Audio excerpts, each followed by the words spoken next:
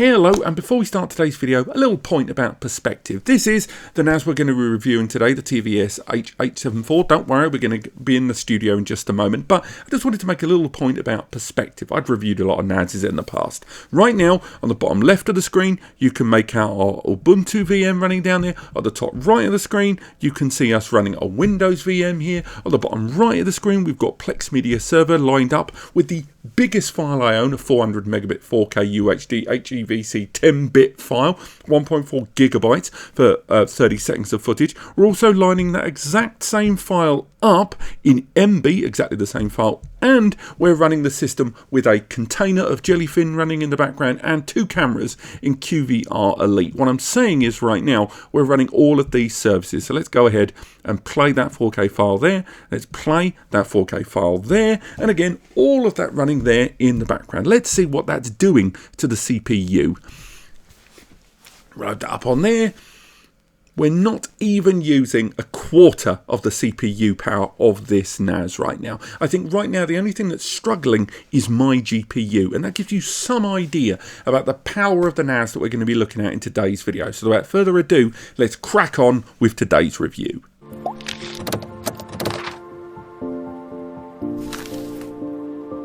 Hello and welcome back, and that's right, look at this table. Today we are going to review this, the TVS-h874, a NAS, frankly, I've been looking forward to for quite a while. And what do I mean by that? Well, I learned about this NAS quite a few months ago, but I actually was looking forward to it just a little bit further along than that. I've actually been looking forward to this NAS for about a decade, to be perfectly honest with you. When I've been working in the field of data storage in one form or another, not just here on YouTube, I've been working with servers for quite a long time. And in all of that time, there has always been one consistent argument between novices to the world of servers, or even, deep vetted IT veterans, and it has always been, why are network attached storage devices so low power? Let me get the box off the table and explain.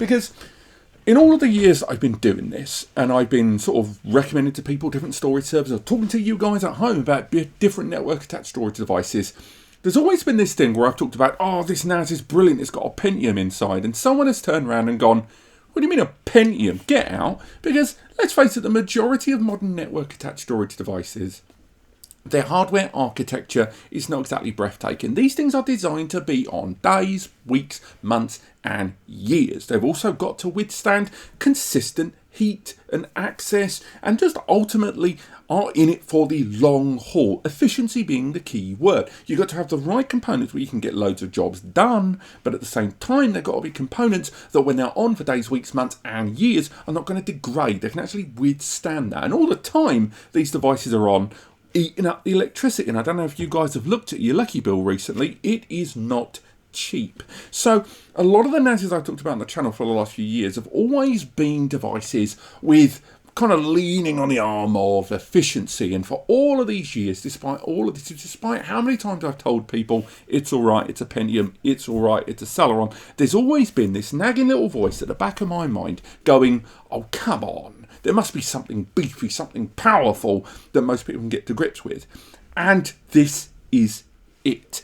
This is when I talk about network attached storage devices and I use words like ultimate or powerhouse or monster, this is the thing that's in my head, because this device arriving with an Intel Core 12th gen processor that can scale all the way up to i9 is the most monstrous desktop NAS I've ever had here on the channel. I have had rack mounts arrive here in the studio, bigger than this table, not as powerful as this device. And in today's video, we're going to talk about the hardware, sure, but we're definitely going to talk about the capabilities about this device. And although the price tag is quite high, we want to talk about the potential for future-proofing of a system like this. So, first and foremost, you might be wondering, why am I not unboxing the device? Well, you saw the size of the box. It's huge. Inside there, usual sort of thing. Got loads of foam, all in there. Big amount of protection. It's enormous. All of that in there. It's very well protected. And inside with it, we're going to continue this pantomime of cardboard. We've got our external mains lead. we've got an accessory bag that we'll go through in a bit. We've got information on the warranty, 3 years by default, that can be extended up to 5 years. Quick start installation guide. We've also got a single gigabit Ethernet cable, a Cat5e. Again, kind of wished it were 2, but again, not a big problem in terms of wastage. And that's really it. When it comes to the accessories, we have inside screws for 2.5-inch media, screws for 3.5-inch media, keys for the individual storage bays, and a couple of little cheeky heat sinks. Now these heat sinks are designed for M2s, because this system, although it's an 8 bay, is actually technically a 10 bay.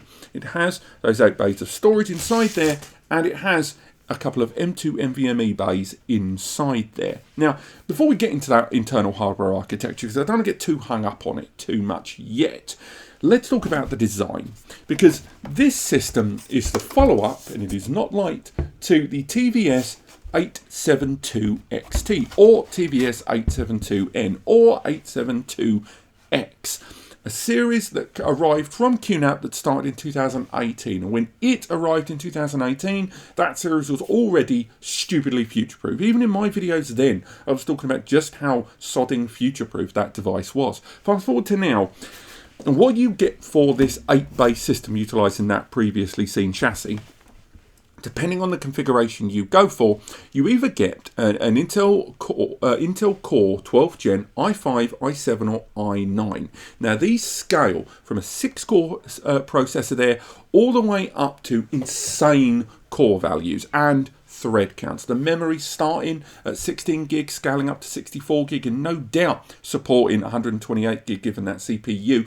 There's a huge amount of potential there, and that processor inside as well being stupidly powerful. They're crossing the 4 gigahertz mark as well, and with the newer generation integrated graphics as well, mean that there is just so much potential in terms of the hardware that this thing is arriving with straight off the production line.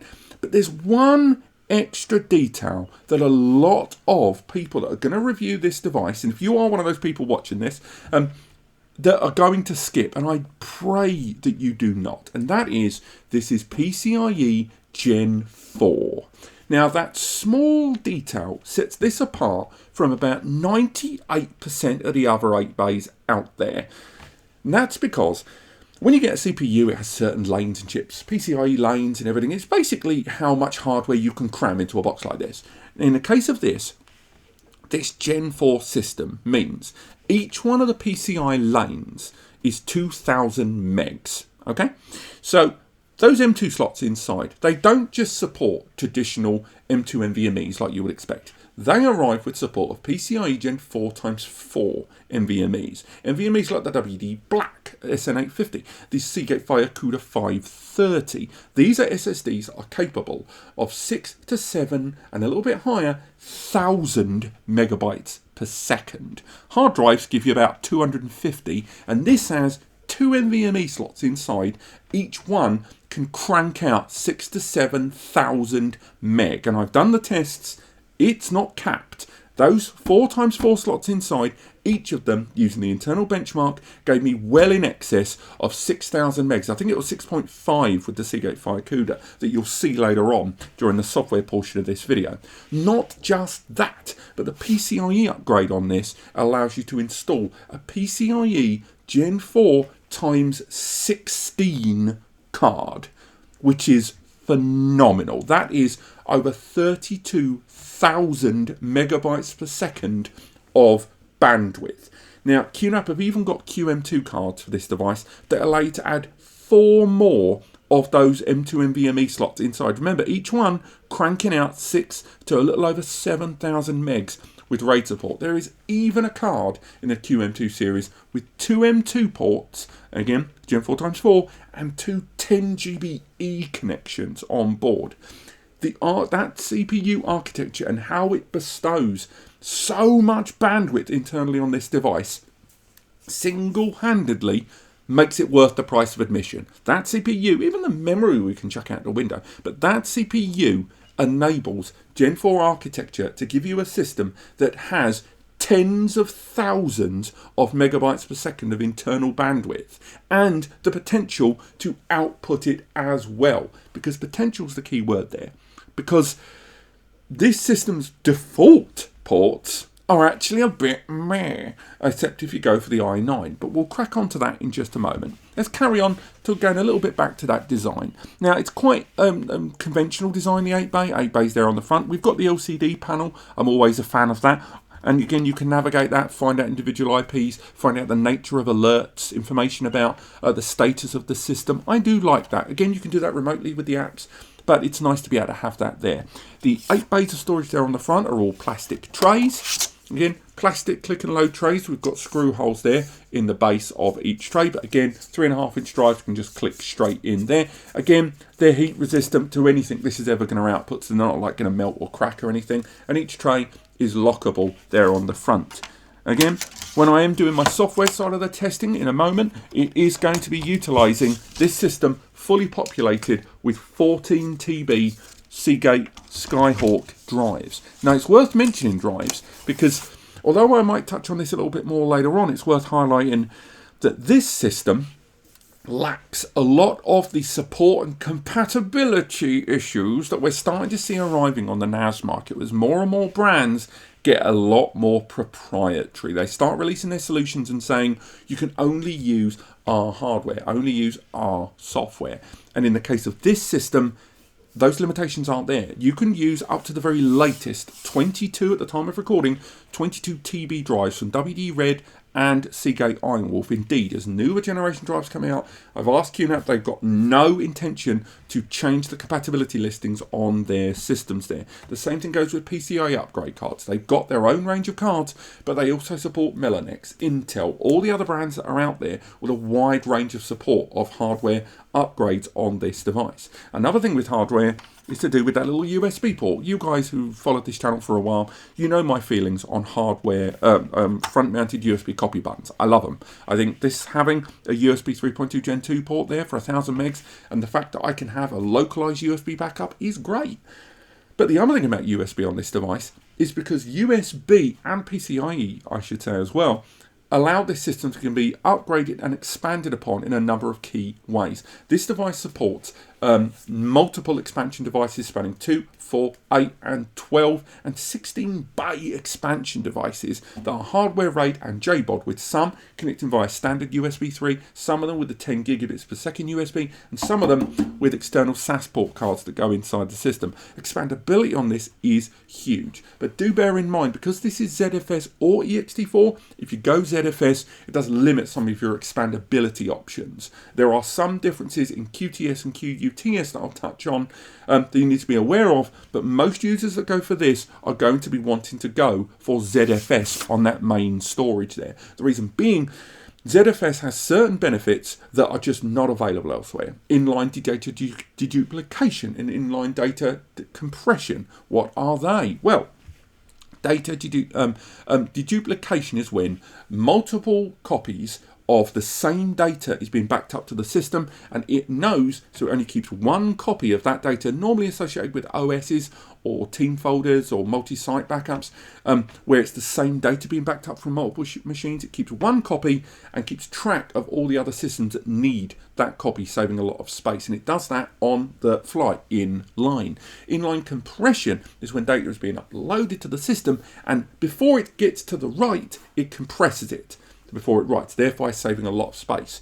Along with that, in ZFS, there's the removal of the volume layer. That means that you are writing directly onto the pool, which aids things like write once, read many efficiency, snapshot generation. It also considerably cuts down RAID build and RAID rebuild time, as well as enabling things like RAID resilvering for reinitializing RAIDs if a drive is accidentally removed, or if you're swapping drives out and you want to clone and introduce a new one there. On top of that, it also introduces RAID Z and triple parity as well as traditional RAID values, all of which are built in. Ultimately, ZFS ensures higher performance. You do need more resources to do it, which this system has in spades, but it's nice to have that option. But do bear in mind that ZFS on this system, and again, I'll touch on it more later, if you go down the ZFS path of QuTS, it does come with a few small penalties. One, as mentioned, Expandability is nowhere near as easy or as fluid as it is in the ext4. Secondly, you lose access to QTIA. And QTIA, unlike SSD caching, which is what those M2s can also be used for, not just storage pools, allows you to meld hard drive and SSD into a single storage area with the system knowing, based on frequency of access and moving it around, where the data lives in that volume based on that mixed media conglomeration. And you can't use that in QuTS and ZFS. The other thing is to do with the surveillance application, something we'll talk about later on in the software side. But with the surveillance platform on this, QNAP has a great platform called QVR Pro, with all of their systems arriving with 8 camera licenses. On QTS, you use QVR Elite, far more resource efficient and still a great platform, but you only get 2 camera licenses and a change on how camera licenses work there. So do bear that in mind depending on which one of those platforms you opt for.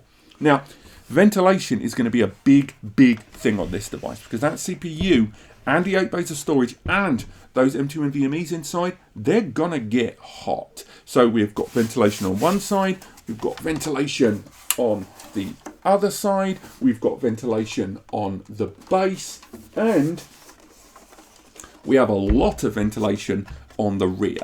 Now, this results in this system not being the quietest when in operation. We've got 2 enormous fans here on the rear. We have a separate PSU fan here. This is a 350 watt PSU internal. Again, when you reach that kind of scale of storage, you're never going to get an external. We have another fan here. This is the CPU fan. Now, not CPU fan in the conventional sense that it lives on top of the CPU, but on this side, and I will remove the lid in a moment, there's an enormous CPU heatsink, and you need plenty of airflow for a CPU like that. Because much like I was saying in the introduction, when people were saying about why can't you get conventional PC components inside a NAS, and a lot of it was to do with efficiency and 24/7 utilization, that CPU, although used in servers, needs plenty of air, and that's why you've got an extra fan. But all of this adds up to a system that, given its metal chassis and all of those fans and 8 bays of storage, which, although if you use less than 10 TB non-pro drives are going to be a bit quieter, most of you are not. Most of you are going to use much heavier, higher capacity drives, and the result is, in conjunction with everything else on this system, it's going to be noisy. So although it is a great post-production NAS, and I do think the hardware architecture we're seeing here, if you're an 8K, not just 4K, but 8K editor, this system's got your back, thanks to those M2 NVMe's pushing out 6,000 to 7,000, and the potential to upgrade not just to 10 gigabit Ethernet, but 25 GBE, 40 GBE, and those 100 GBE cards. This has got potential for that with expansions, with the 8 bays of SATA storage, and those M2 NVMe's. But again, think noise. Think if you're going to be in close proximity, you're going to hear it. So do bear that in mind there. Now, I've already touched on those two those 2 PCIe slots here. In fact, they are PCIe Gen 4. It is, again, worth highlighting, because the system arrives, at least in the 8 bay, in i5, i7 and i9. Each one of those CPUs leads to a different hardware configuration. Indeed, with the 4 and a 6 bay, the result is, with those arriving with a Pentium Gold or an i3, across the whole range, the hardware architecture, there's real difficulty in following it through. It's one of the things that was making the scripting of this video so tough, because it's very hard to commit and say, oh, this can do PCIe Gen 4 when you look at the 4 bay, which only has PCIe Gen 3 M2 NVMe bays, and some of them arriving with one PCIe Gen 3 PCIe slot and another one that's Gen 4. What I'm saying is, the configuration between all the different devices, don't think the 4 bay version of this is just as powerful, because it isn't. It scales up not only in storage, but the hardware architecture inside. And I think that's something QNAP really do need to readdress on their platform, because it's too confusing, I think, for a lot of buyers there who don't quite know what they're getting. And given the price tag of this device, I think they do a much better job to have a single 4, single 6, single 8 bay configuration, but peak them all, rather than this back and forth between the whole model IDs. Now, in terms of network connectivity, we've got a couple of 2.5 gigabit Ethernet ports there. Normally, I would be singing the praises of 2.5 GBE. And again, they're great, they're there. At least they're not 1 GBE, like the 872 that came before it. But I think this 8 bay should have arrived with 10 GBE. Right now, you can get the i9 version. I hate seagulls. You can get the i9 version of this system that arrives with 10 GBE, two 10G ports inside, but only that version. I don't like the fact that this system only has 2.5 GBE when it's an 8-bay that's PCIe Gen 4, that's an i5, i7, i9. I think it should have arrived with at least one 10 GBE port by default, and I think that's a little bit of penny pinching there on that. Yes, they're trying to keep it affordable, get that, but it should have had 10 GBE by default.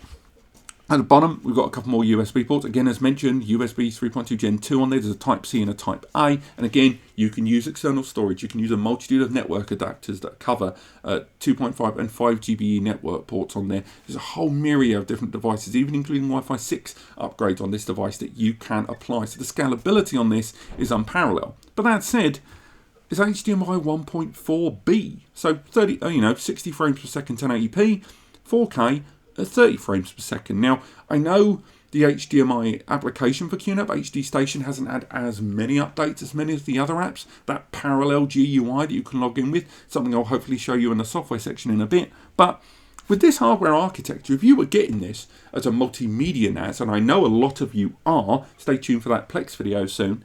And by the way, absolutely knocks it out of the park. It's insane.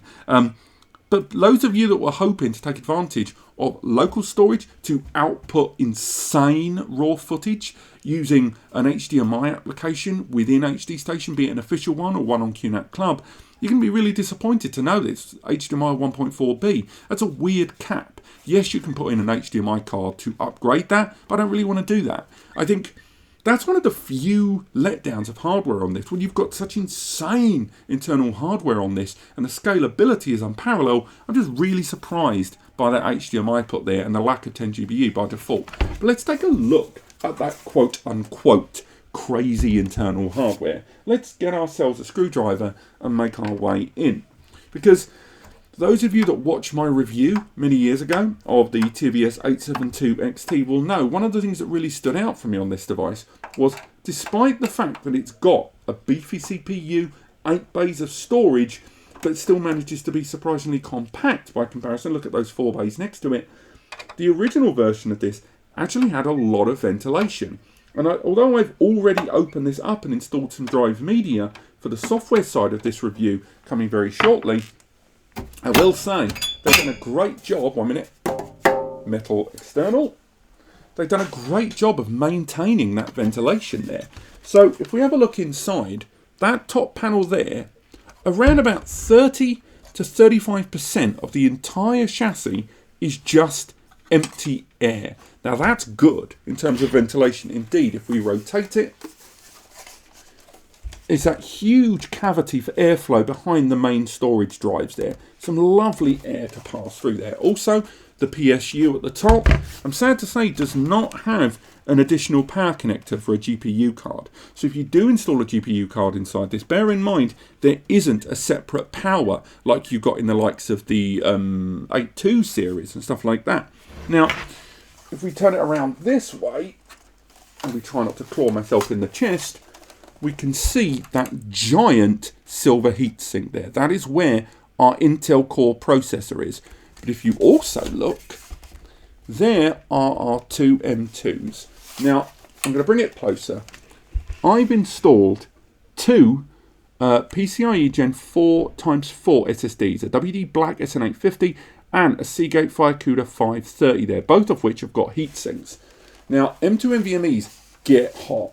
This system arrives with tons of space for heatsinks. It even includes those two adhesive heatsinks on board as well. Now, again, as mentioned while looking at this system, each one of these two drives, again, 2 TB will set you back about 2 to 250 nicker, but for a 2 terabyte M2 SSD that can crank out 6,000 to 7,000 with no limitation internally with the system, if you're going to run VMs on it, you're going to run a database on it, you want to edit on the fly and then archive onto the larger hard drive array, those are phenomenal. And again, remember, RAID support included as well, which means a RAID 1, if you're going to pair them together, frankly insane, RAID 0 them together and get more than 10,000, probably close to 11 or 12,000 megabytes per second potential in a RAID configuration with those. And again, pair that with a 25 GBE card or a 100 gigabit Ethernet card, and what you've got is a simple 8-bay system, if you're going to edit on the fly, that you can edit the likes of 8K on high res over 100 GBE or even a dual 2.5 gigabit Ethernet network setup,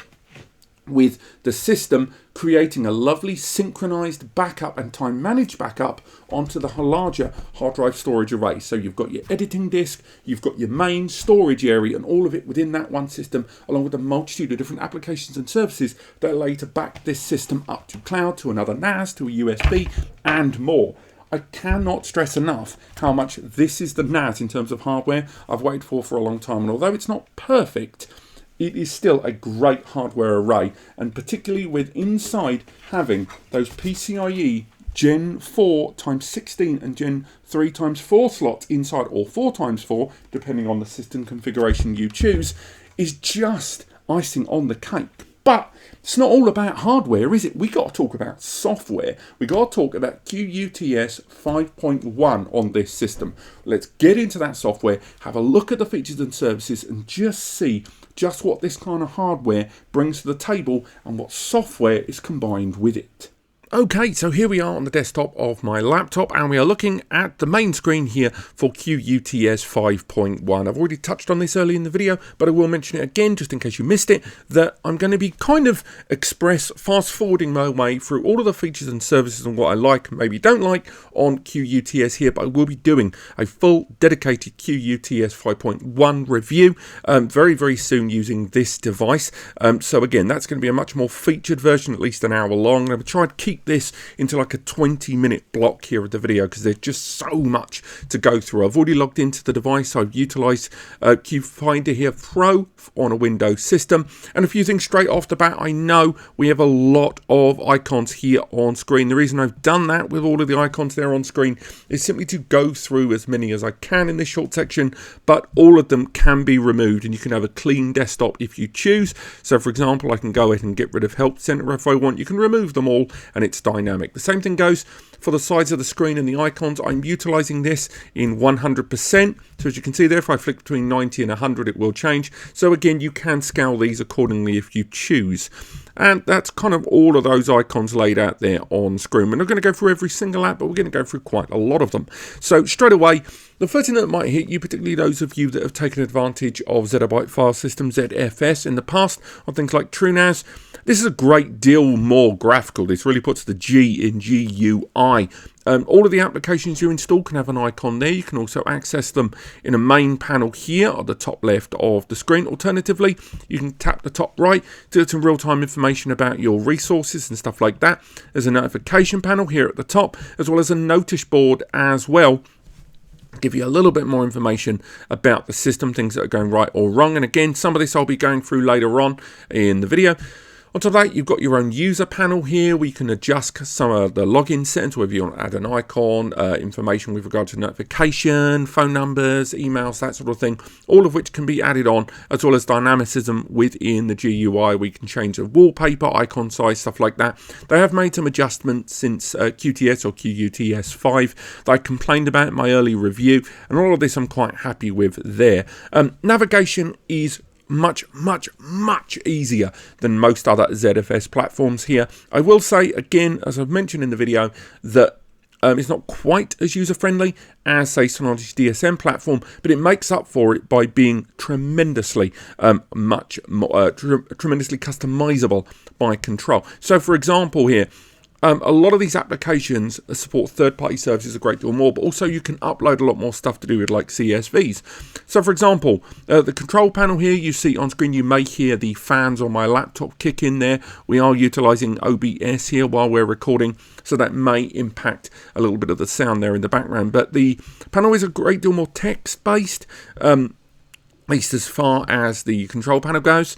I will say, again, if you are utilizing the ext4 version of this software, it's largely the same in terms of visual representation. I think the main difference is that you will experience is how storage is laid out, as well as a number of apps that are different on the QuTS platform, such as the ones for surveillance that we'll touch on later on. But navigation is pretty darn straightforward. Everything's kind of easy to go around. If you've ever used Windows, maybe Windows, oh, of course you've used Windows, that'd be madness. But the control panels of, say, everything from Windows 7 to Windows 10, you'll be quite familiar with it. I know Windows 11's got a lot more graphical there. But for example here, as mentioned, we can dig into a lot of those resources there, either by going into the light options, navigate here at the top, or we can just go ahead and go into the far more dedicated ones. So for example, navigating the resources there, everything can be managed and overseen very, very quickly, all the way down to individual storage processes and of course individual app processes too. If we want to, for example, manage our accounts, we would go into the privileges section where we can manage users or groups. And again, you can manage the quotas, create shared folders, that sort of thing, all of which can be done here from this main GUI. I will also add, while navigating this, is pretty much every page has this help section here. There is a whole help center where you can go for the online resources. It's a lot more online based than it is offline. I wish a lot of those helps and guides were built in to the QuTS system, so you wouldn't have to use kind of online resources, because now a number of you might want to keep your NAS almost permanently offline, a lot of kind of network stuff, or work through quite tight security protocol.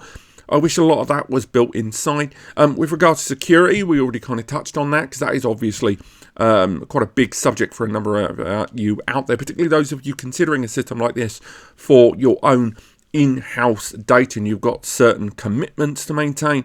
I would say for you guys, you want to take a good look at the security counselor, because the security counselor on the system is kind of a one portal overview point for all of your different security services. So for example, you can manage your firewall here from directly within that. So again, you can adapt some of the presets on that firewall, some of the rules and implementations. On top of that, the malware remover that's built in, so you can scan periodically or set a schedule for the malware remover with its own built-in GUI there. Quite simple, nice and easy, having that running there on screen. And again, I've not prepped any of this. This is all loading in as we go through the options, and it's loading in there. Next up is antivirus. Again, you can kind of sign up to that very, very easily, the antivirus tool, and set up a scheduled scan on the system at all times.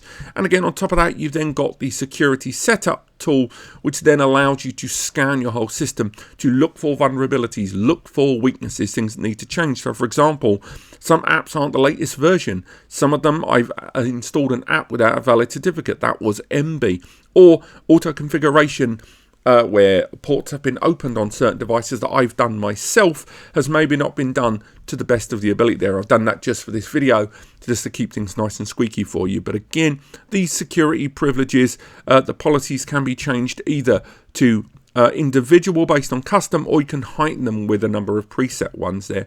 The same goes if you want to go up. There's our scan there. We can manually adapt to scan if we choose. If you go into the admin panel, you might have noticed it earlier on, you can enable two-step verification on all accounts on this device, and the admin account is disabled by default. That's very, very important to know, because I think a number of users are slightly worried about the position of the admin account, that all-powerful account. I can tell you right now, it is default disabled, and then you can create either a partial or even rather limited super user account to your own needs very, very quickly there.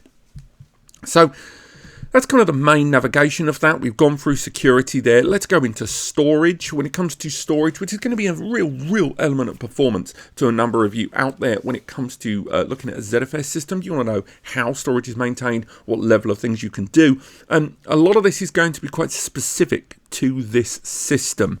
And a lot of that is going to do with, quite simply, that this system being an 8-bay with those two M2 NVMe slots, is just going to be a different design, the different kind of options you've got open to you. So going through those storage, obviously you've got the traditional stuff you would expect, checking information on the drives, testing the disk health. So again, depending on the drive you use, such as if you're using Seagate drives, you've then got the option of Seagate health management, stuff like that. And again, all of that can be kind of checked all the way through for the health of those drives. You can even check the health of a RAID array.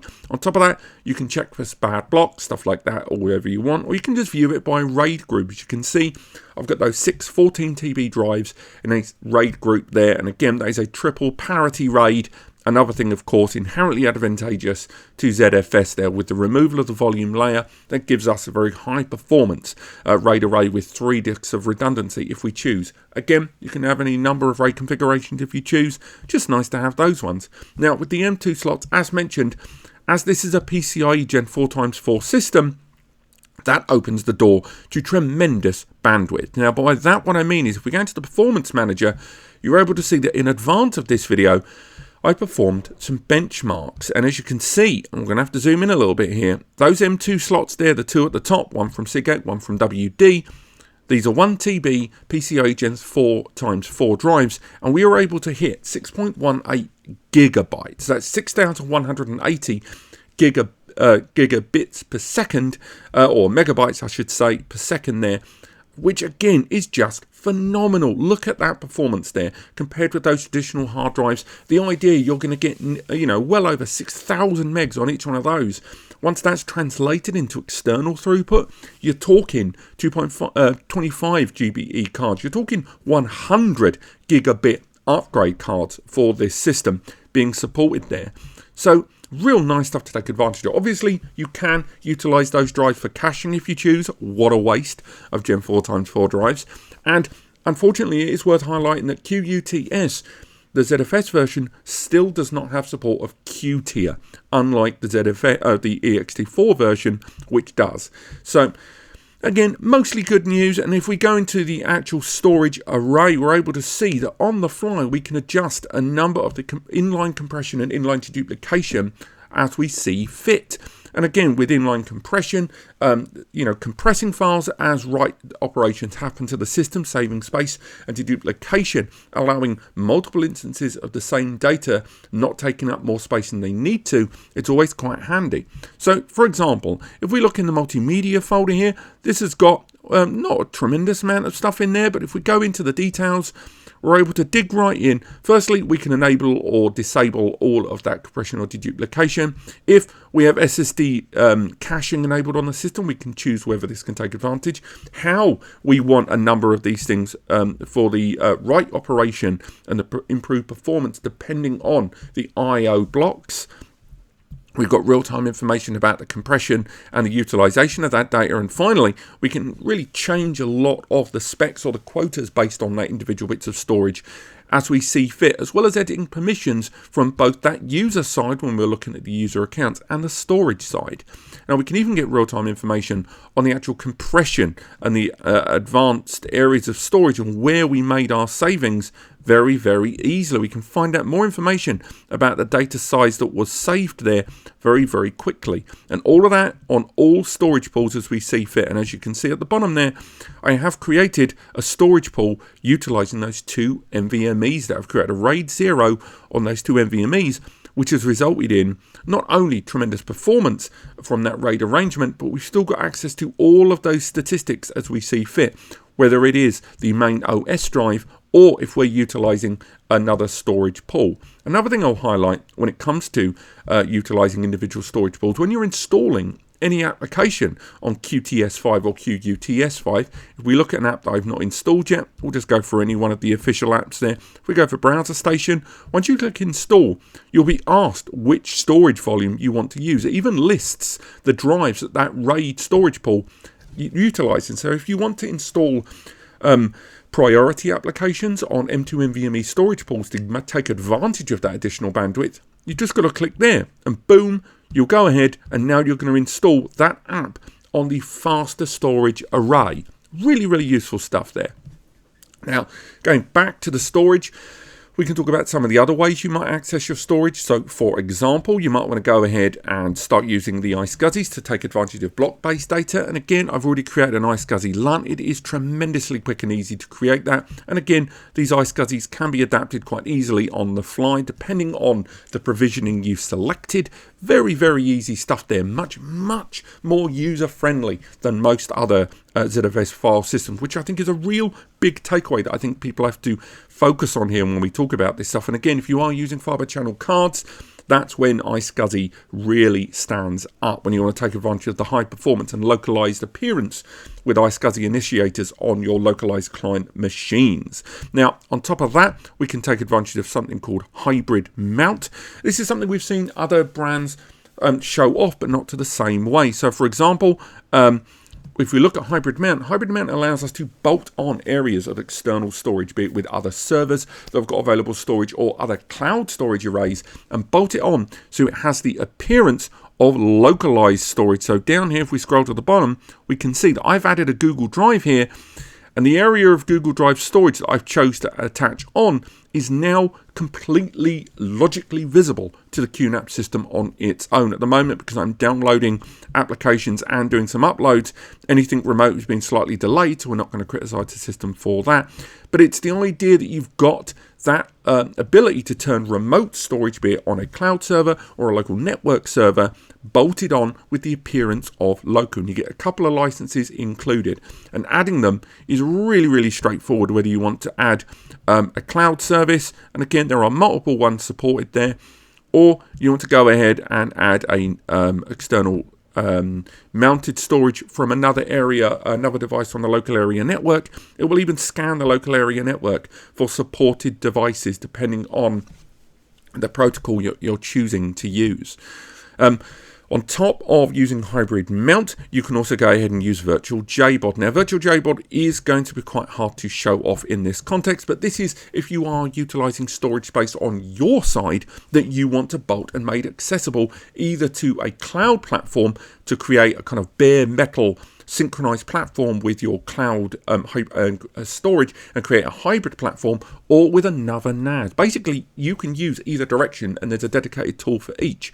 The reason I talk about this being such a big deal is, one, they were one of the first commercial NAS brands to introduce this, and this was on their EXT4 platform, but their biggest rival, Synology, has something similar to this in hybrid share, but it is only usable with their own cloud service, Synology C2, whereas QNAP allow you to use a number of third-party services, instead, which is kind of the big deal when it comes to customization and open-ended use. Now, the last thing I'll talk about before we get into the more nitty-gritty stuff is going to be something called DA. DA, otherwise known as Drive Analyzer. And you get one license included. We're getting a lot of license stuff, which I'm not keen on, something I'll touch on later on. But Drive Analyzer effectively analyzes your available storage and stays on top of drive health. Now, Drive Analyzer is a cloud connected service. Unfortunately, as you can see, while we're still trying to install that tool there in Browser Station, it means that we are going to see delays there when we're using those cloud services. So I might come back to that later on. Again, no fault of the system. It's more to do with my own network here being bombarded while I set up other devices. But we'll catch on to Drive Analyzer in just a moment. We'll let that do its thing in the background. But when we're talking about interacting with your storage, we can talk a little bit more about File Station. File Station gives you a complete dedicated file management platform on the browser. Now, a number of us that have been using traditional NASes for a long time won't be too blown away by this. It's got copy, it's got paste, it's got extract. We can choose any folder we want. We can create new folders if we choose. We can go ahead and use an existing folder like this one. That's the backup test for a lot of stuff there. Right click, you've got a load of options. Create a share. Again, choose how you want to share that file. So if you want to share it via email, set up the rules for sharing, lock it to individual users, lock it to IPs, lock it to a password, lock it to a duration. It's all built in there. But it's the idea that most other ZFS file servers, because they don't have a GUI, don't allow you to interact with storage this way. You can even bolt on LUN storage and make that accessible as traditional file folder breadcrumbs. Something, again, you don't find out for ZFS at least outside of this platform. Very, very good stuff. And while we're talking about ZFS, it's also worth talking about the ZFS profiling tool, because if you are about to set up a storage array with the ZFS, what you can do is set up your storage array and use this profiling tool to make sure that your drive media and the entire configuration is done to the best of its ability. You can run tests on existing setups of drives to get the very best ZFS pool for your long-term storage. And again, it's a nice extra little tool that's really useful to make the most and understand the right setup for your storage on day one, so you don't regret your configuration a few years down the line. All the while this is happening, you've got Snapshots to keep your data in a retainable place that you can roll back on. And Snapshots are deployed on this system in a number of interesting ways, notwithstanding that you have got individual snapshot rules that you can apply to individual files and, not individual files, but individual folders. On top of that, you can do much broader snapshot rules and their retention very, very easily within the snapshot manager. So as you can see there, I'm running a partial snapshot there for individual files and folders, whereas a full snapshot routine here on that NVMe area, it's got a lower amount of storage. The configuration of these can be done very quickly on the fly, depending on the rules that you set during setup, but a number of them can be customized very, very easily and quickly within the snapshot manager. And the same thing goes if you want to manage how and where snapshots are being stored and the retention policies of individual folders to differ them. So for example, if you want to make sure that key folders have snapshots happening more regularly, you can do that, as well as making sure to synchronize with other storage areas and have your snapshots in more than one location in the event of you needing reparation of a system where you need the legacy of those to be maintained off system. That can all be done within there. And again, all of this can be managed within the ZFS storage pool area with snapshots being actioned very, very quickly. So for example, actioning a snapshot outside of the schedule, if you're concerned, you can go ahead, select one of these, select a folder, go ahead and create a snapshot. It's as simple as that. And again, have the policy, change how you want it to be, and boom. There you go, we're taking a snapshot. It really is as straightforward as that. And if you have that retention policy with snapshots happening at a certain time of day, you can either go ahead and go through the file station snapshot directory to cycle back through different images, or use Snapshot Manager directly to allow you to retain a timeline, all of these. And again, you can go these between individual files and folders, or just view the entire snapshot directory across your system and storage pools. But again, it does get quite complex to read all of that. Now, going back to DA Drive Analyzer there, this is that tool we mentioned earlier on. This gives you drive failure prediction. It also manages how your drives are behaving. Again, you will need to add licenses to take advantage of more drives, but this will allow you to get real-time information about the health of individual drives and find out if something's potentially going to go wrong in the future, as well as producing reports based on the health of your drives and the length of time they are working on there, how they've been accessed, if they're going to have any difficulties in the future, and hopefully this will help you predict drive failure before it happens, and then you can get advanced RAID clone drives and introduce them to your RAID configurations. Again, Drive Analyzer, to go through this, is probably going to be longer than most of this review, so I'm going to hold off.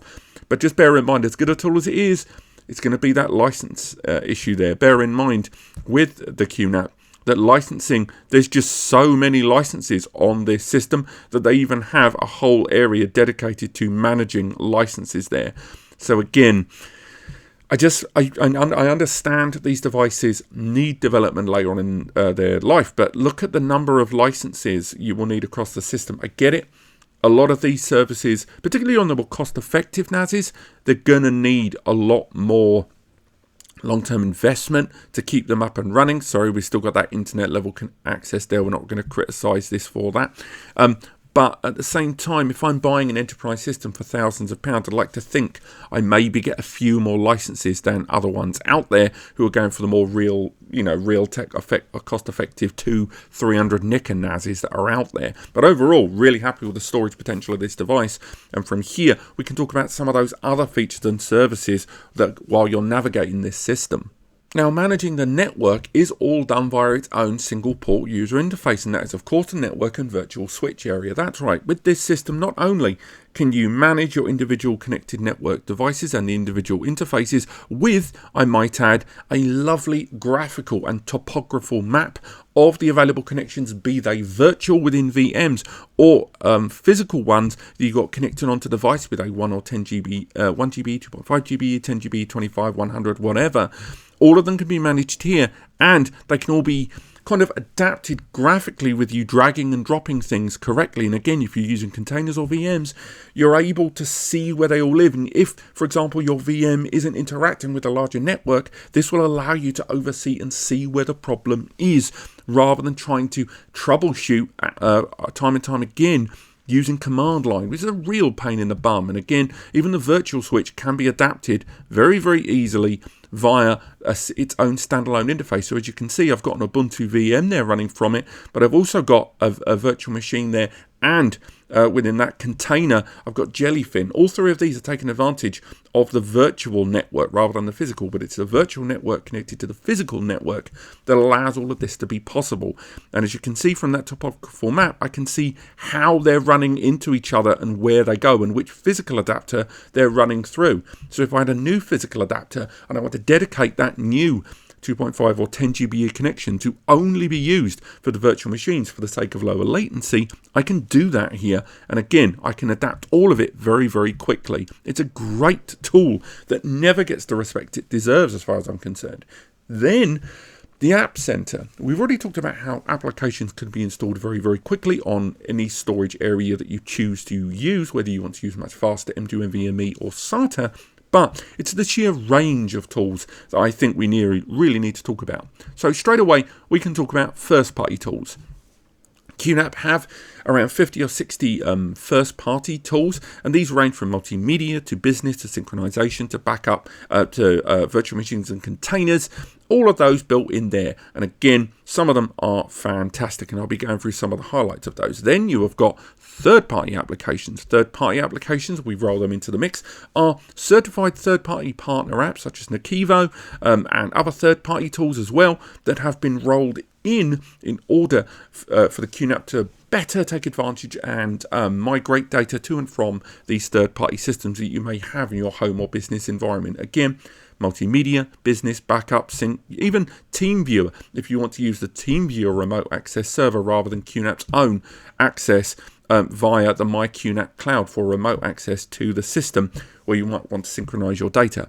Now, after this, you've got the QNAP Club, the third-party application center, which utilizes homebrew apps. But bear in mind, with this app center, these are not QNAP certified applications. These are tools that have been made by the NAS community, and you see everything from games that have been migrated over to the QNAP platform to other third-party tools you may have in your home or business environment that you want to run either with or on the QNAP NAS, but use these with a little bit of a pinch of salt, because again, bear in mind, not QNAP certified. The only other thing to really talk about is HD Station applications.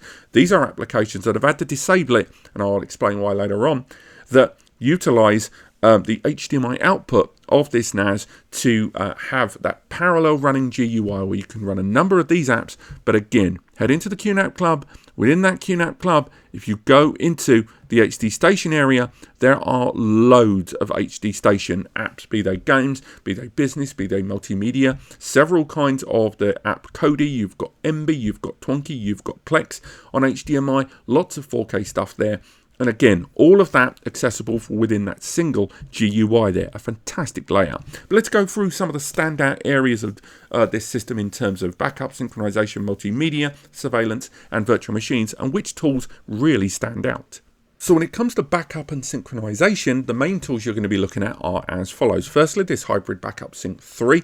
This is your single portal backup and synchronization management point there. So from here, for example, I've connected Google Drive in another way. So I've had it so that Google Drive is now backed up to this NAS with synchronization in just one direction. But if I choose to, I can go ahead and modify this setup to have it synchronized across both areas using an rsync. But mainly it means that this folder, the containers folder on the NAS, is backing up to an area of cloud storage on the fly, and creating a new backup rule is tremendously straightforward. So say for example we selected that folder on the NAS, we'll select one of that ones in there.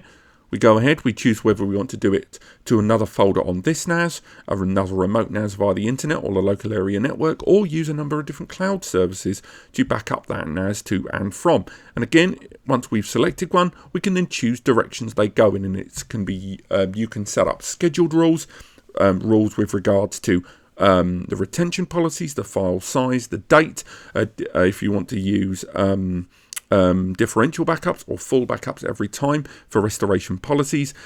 But again, if you want to use synchronization, you can go ahead and synchronize two platforms like I'm doing here, with a folder on the NAS being synchronized with a folder on my cloud. And that means any change affected to either one of these is going to make sure the data is in both locations at all times. And again, we'll stop that just real quick so it's there in the background because it's slowing us down a little bit.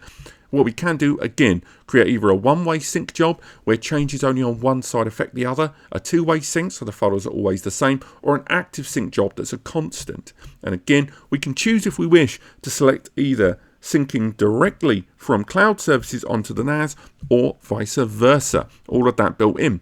On top of that, you can oversee all of your jobs on a timeline or overview the jobs here on the graphical panel. Finally, if you choose to, you can use some of the more client-based backup ones. So if you've got a USB drive, you can attach that to the front of the system and create that retention policy. You can use real-time remote replication on a third-party server if you choose to back up individual NAS folders on non-QNAP systems. Use rsync to the same end, but again with rsync it's live synchronization. And finally, if you're an Apple user, you can use Apple Time Machine and then back up those system images directly onto the NAS in a native fashion. All of that communicable and accessible online. There's even, once again, a topographical layout of files and folders and storage and which backup tasks are covering what, all within HBS3. Now, if you choose to, you can go ahead with QSync, which again is a tool that you run on your local system in order to synchronize your client hardware, such as my Windows PC here, with the QNAP NAS. And you can select individual files and folders as well as different devices, and that's VMs or localized ones, very, very quickly on your host system in order to have files and folders that are visible on your local system. But these local files and folders, as we can see with QSync, these will allow you to access the QNAP NAS in a native fashion to your own, say, Windows or Mac system, and therefore all the changes that are happening in real time are happening on the QNAP. So you don't have to interact with the files and folder access here on the QNAP NAS. You can rely on the one that your OS arrives with.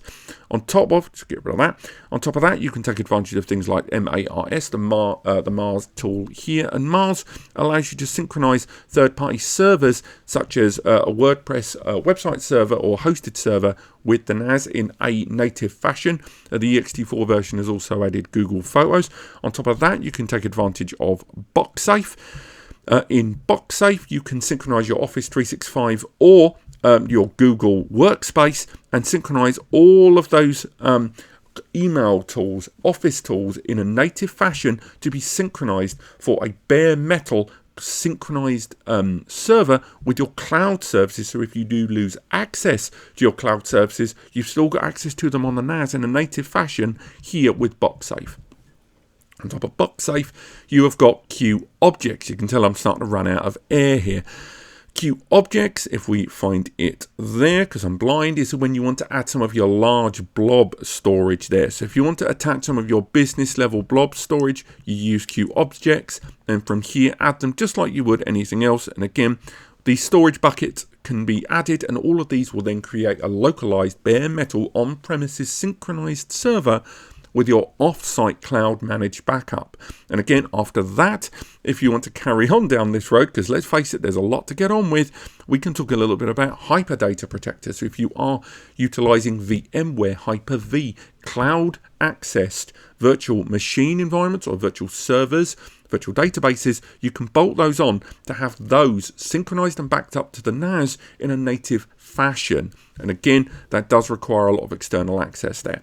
Finally, if you want to set up routines between third-party cloud services, but SaaS services, and particularly if you're using kind of utility services, you can use things like QMix Agent, which allows you to synchronize.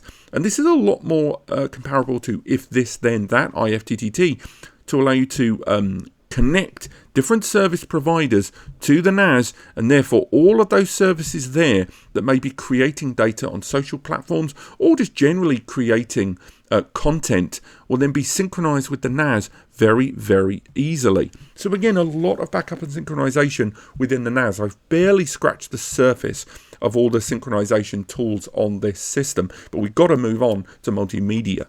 Now, multimedia on this device, given its tremendous hardware, you're going to want to know that your multimedia is being looked after to the best of its ability, and you're not going to spend all of your time navigating menus. Now, the first big ace up QNAP sleeve is Multimedia Console, a single access point that allows you to oversee all of the content and multimedia management on your system. So, although QNAP does arrive with several multimedia applications, such as Music Station, and we'll let all of these load up in the background. You've got Video Station, if we can find Video Station there, but I'm going blind. You've got Video Station. You've also got QMAGI, which will allow you to have AI photo recognition on a number of your services. It'll be a lot quicker if I go up here. I should add, while I'm navigating this, it may seem that I'm kind of scurrying around. You're not going to install all of these apps. Very few people will. So don't worry about me flicking back and forth between these.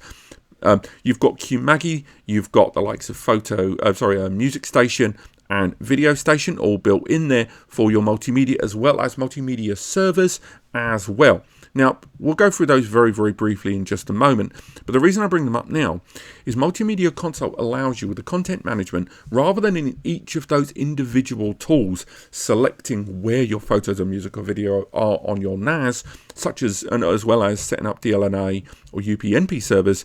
You can use this one tool to go, right, for QMAGI, I want you to look in these folders for where the data lives and individually tick folders, and then it will index them. But you can also say, I don't want you to go to certain folders. You can choose which files and folders it is not allowed to scan, which is very useful indeed. And again, all of these can be adapted very, very quickly, and the indexing can be set to automatically kick in or have a scheduled indexing, or you can just go ahead and choose its priority in case you're doing other things with the system where you don't want indexing to interrupt things.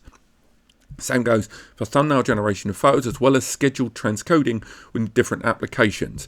So again, that single portal access point, tremendously useful to be able to see and action different indexing for your multimedia. Now, Music Station is alright. I mean, again, the main advantage of Music Station on QuTS is so you can manage your multimedia on your mobile or distant device. So this interface you're very rarely going to use, but it does allow you to pick streaming devices on your local area network to send data to. Same goes for Video Station. It's not really ever going to rival the likes of Plex Media Server. I will say on the App Center, it is one of the few applications within the App Center where it has the ability to add scraping sources. So you can go ahead and add a scraping source for the movie database, TV database, and it will scrape all of that metadata when you need to. I've just not got round to it for this video. But again, it's alright, but mainly this is to manage your database when you're accessing it externally. The real standout though is QMAGI. AI photo recognition. Again, you could do a whole video on this, and I probably have, and I probably should do another one, but this gives you the ability to use an AI engine to scan your photo database, and therefore, from that moment forward, if you're looking for preset people, such as photos of me, you can go ahead, select that person, and every photo of me, don't I look ridiculous, is found. And as more photos are added to this system, it will continue to add me underneath this naming. Or I can go ahead, select a new person. So if we select someone here, and again, this is only because it was a picture from something on the wall, that's Kevin McAllister from Home Alone, bosh, we now added Kevin to the database there. And again, this isn't using the internet. Very important, this is all done in system. You can disconnect it from the internet, it will still run these services. You can even look for multiple people if you choose, add them together, and then find people that are in the same photo. So it will go ahead, you've got to add a comma, but you can go ahead and add people one by one, and then it will find those people together if you choose to. Now, on top of that, while we are looking at all of this, we go back to the albums, because in QMAGI you've still got support of things. This is when, for example, it's able to recognize the difference between item. So none of these photos have got these things named. So for example, this system knows the difference between bread and baked goods, or cheese, or carrots. It even breaks down into different alcoholic drinks if you choose to, all of it being noticed by the system. This was something available on the Synology platform until DSM-7 when it was removed, which is really annoying when you've got decades of photos that you want to scan in and you simply have to figure out which one of them is photos of electronic devices. Same thing goes with places where it scans the metadata of your photos to find out more information about where photos have been taken geographically. And again, you can add it down if you choose to into that overview mode if you choose, or it will do a map, but that will require internet level services in order to take advantage of, something we've disabled for this video. So, and again, it's now scanning that in the background. Probably shouldn't have selected that tab. And I think this is another thing we have to talk about with QuTS. It's so busy trying to be everything at once, sometimes it just stretches itself too much. And I think that's one of the things that QNAP needs to get on top of with QuTS and QuTS, while it's still trying to be as customizable and as open-ended and as supportive of as many third-party services as possible. That comes at the detriment of the smooth running of the system, where you will see the occasional hiccup like the one you've seen on there. But again, still lots of features and services, all of which are available to you straight away off the bat. And that doesn't even include when you use third-party services, such as taking advantage of Plex Media Server, such as taking advantage of MB third-party tools for multimedia. So if you have a third-party multimedia tool that you like to use, you can go ahead and use your own third-party tools in order to let you enjoy your media your way, all of which is managed there in the background, all of which using the third-party tools on the QNAP first-party hardware. Some lovely stuff there.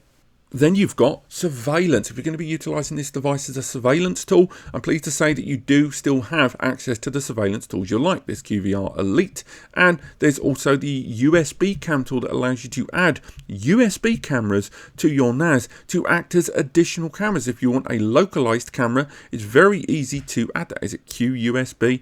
I'm going absolutely blind. It's there, and I've already set up a camera there in the background. We can close that down.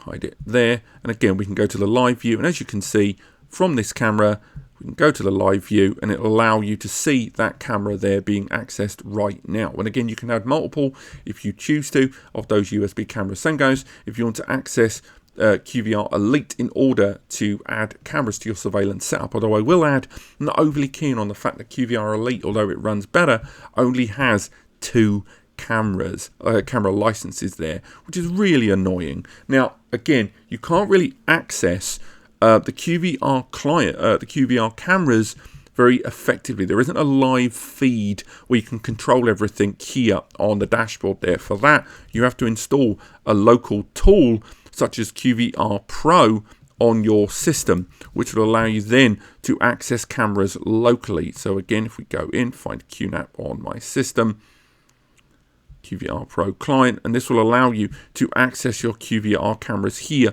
on the system. But bear in mind that when you're accessing it via the window here, you don't have that full range of controls. And again, I'll go into way more detail about QVR Pro in the dedicated video on QuTS. It is a great platform, but look at my dedicated videos to that.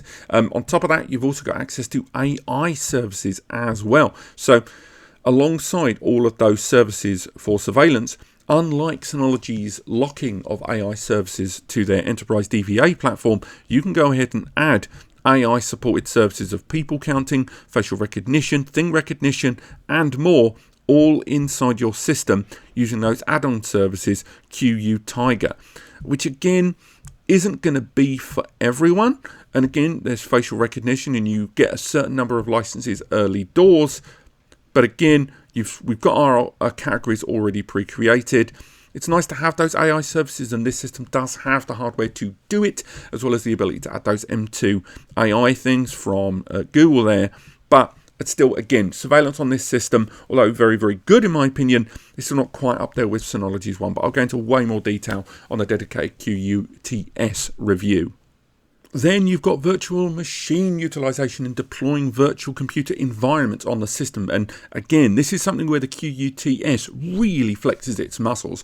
Notwithstanding the usual virtual machine tool here that not only allows you to deploy virtual machines, it also allows you to download Windows 8, 10, 11 VMs and all onto this system directly from Windows' own servers there, downloading them directly onto the system for deployment. You can go ahead, if you choose to, import existing ISO, image, VDK and other virtual machine environments directly onto the system, or convert existing VMs into appropriate ones if they're not supported by the system by default. On top of that, you can choose, if you wish, to go ahead and immediately create a virtual machine environment by out of thin air, and again that supports Android, Linux or Windows VMs very quickly. Again, if you choose to ignore that there, that's it still trying to access that tool up there. At the same time, you can micromanage VMs quite a lot. So for example, this VM here that I've already opened up into a new tab, I don't know why I opened it there, because it's already on this tab. And again, this is an existing Windows VM that's going to have a slight delay there because I've just refreshed the tab. And that VM, you can change the resolution quality if you choose very quickly on the fly if you've got limited internet connection. And again, you can, if you wish, go ahead back into the QNAP virtual machine environment there, and if you wish, add existing services. So for example, if you want to add a USB port that you have on the NAS physically, you can add it to this. Now, if we open that VM up again and shut down that VM from within the VM, so let's shut it down, go ahead and shut that down there. It's worth highlighting that when a VM is off, you can attach all manner of different features and services to a virtual machine very quickly. It's also worth highlighting that, again, not only can you go ahead and install the virtual machine tool directly on with the App Center directly onto the, say, fast SSD portion, but you can install VMs directly onto them as well. So the tool or the VM, therefore, getting much faster virtual machines, alongside even then adding with the PCIe slot support on this device. You can go ahead, if you choose to add PCIe graphics cards to this system directly into the system, and you can adapt these VMs quite extensively all from within. It's a great little VM tool there with a tremendous amount of support and configuration, all of which are all built in. And again, don't forget, snapshots and restoration rules all built in, and you can run many VMs on this system, with even more in the marketplace if you have an internet connection, which I've disabled here, for the most part limited, to install other virtual images onto the system. Alongside that, you've got Ubuntu station here, or Linux station, that allows you to download and deploy immediately an Ubuntu VM, again here on this tab. And again, all of that deployed very quickly, all of which have access, as you can see there, inside the QNAP storage if you choose to give it that. And you can create multiple of these if you choose, all of which can be customizable, and adding all of the NAS hardware onto this virtual environment. On top of that, they've got their own container tool as well that allows you to go through the registry of available containers in the market and allow you to just cycle through and find different containers that may suit your needs more than others. It's just a great system there, all of which in these virtual fields and environments, access to the registry, be it for containers, be it deployable 3-click Ubuntu VMs, which again can all be adapted, or that fantastic virtual machine manager tool that allows you to very quickly and very easily deploy VMs. Again, the things to bear in mind, not only the features and services, but the fact you're getting all of this on a ZFS platform without having to learn any command line. Yes, it's trying to do too many things at once sometimes, and that can lead often to the system getting a little bit confused on its GUI. And I think the GUI still has to take a few more steps in order to make it just a little bit more user-friendly. But even then, it's still much more user-friendly than a number of other ZFS platforms out there in the market, and I do still recommend it. Let's make our way back to the studio and summarise our review of the TVS-h874.